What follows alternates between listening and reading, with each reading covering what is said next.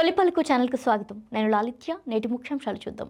వెనిజులాను వణికించిన వరుస భూకంపాలు, పెరుగుతున్న మృతుల సంఖ్య, వేలాది మంది గల్లంతు. మాదక ద్రవ్యాలకు దూరంగా ఉండాలి, యువతకు ముఖ్యమంత్రి రేవంత్ రెడ్డి పిలుపు. రొట్టెల పండుగతో నెల్లూరులో సందడి, మొహరం వేడుకలకు హైదరాబాద్ సిద్ధం. ఏర్పాట్లను పరిశీలించిన సజ్జనార్. శంషాబాద్ విమానాశ్రయంలో భారీగా బంగారం స్వాధీనం, 2 ప్రయాణికులు అరెస్ట్. ప్రజలతో పరిగెత్తిన సీఎం విజయ్, మాదక ద్రవ్యాలపై అవగాహనకు వినూత్న సందేశం.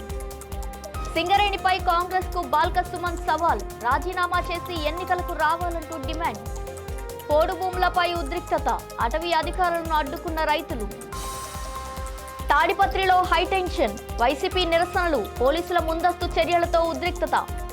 పశ్చిమ బెంగాల్లో ఉమ్మడి పౌర స్మృతి అమలు దిశగా కీలక ప్రకటన. రామాలయ విరాళాల వ్యవహారంలో పెద్దల పాత్రపై కేజ్రీవాల్ అనుమానాలు.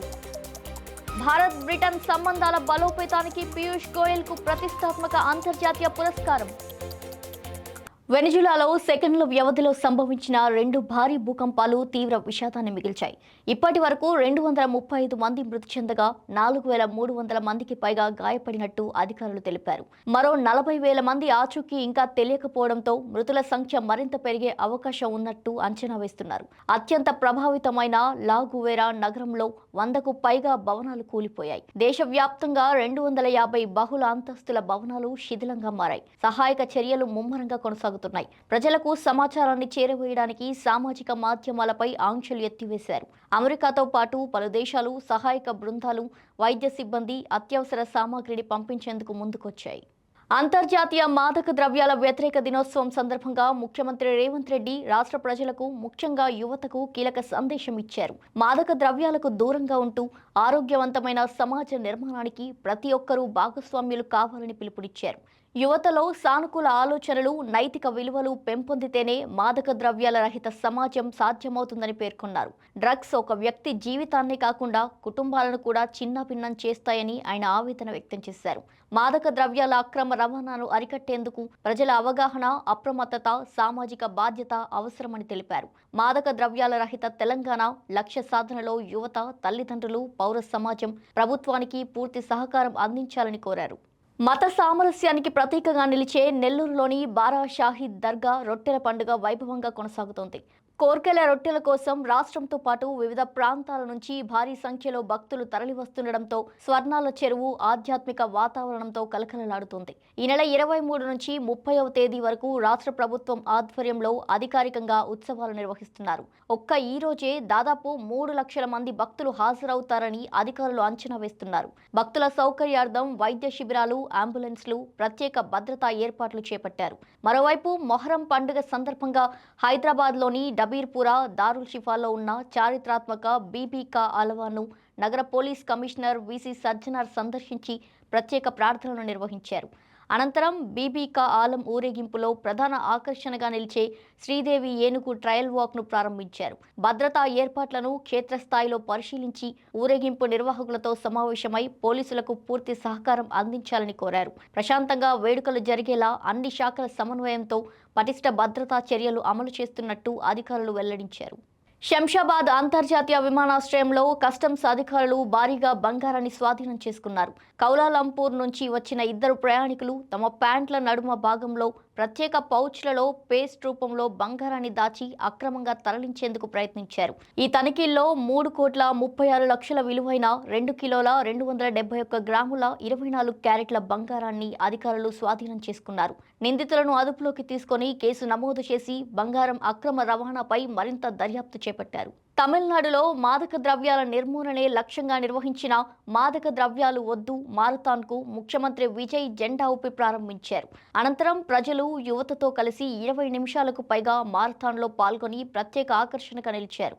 మాదక ద్రవ్య రహిత సమాజ నిర్మాణంలో ప్రతి ఒక్కరూ భాగస్వామ్యులు కావాలని ఆయన పిలుపునిచ్చారు. ప్రజల మధ్య పరిగెత్తుతూ అవగాహన కల్పించిన విజయ్ చర్యకు విశేష స్పందన లభించింది.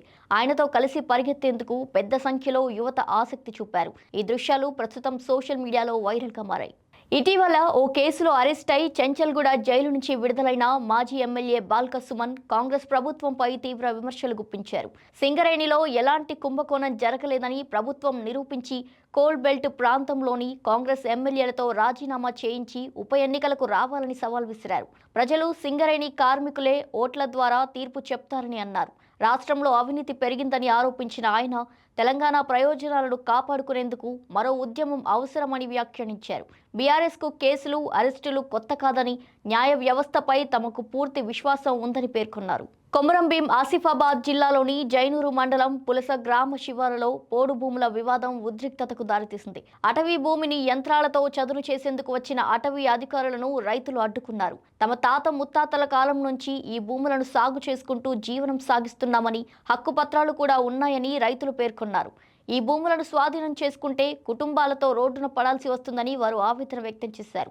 అరెస్టులు చేసినా, ప్రాణాలు తీసినా కూడా భూములను మాత్రం వదులుకునే ప్రసక్తే లేదని స్పష్టం చేయడంతో అక్కడ ఉద్రిక్త పరిస్థితులు నెలకొన్నాయి. అనంతపురం జిల్లా తాడిపత్రిలో రాజకీయ ఉద్రిక్తత నెలకొంది. టీడీపీ, వైసీపీ వర్గాల మధ్య ఘర్షణల నేపథ్యంలో మాజీ ఎమ్మెల్యే కేతిరెడ్డి పెద్దారెడ్డి చేపట్టిన నిరసనలకు పోలీసులు అనుమతి నిరాకరించారు.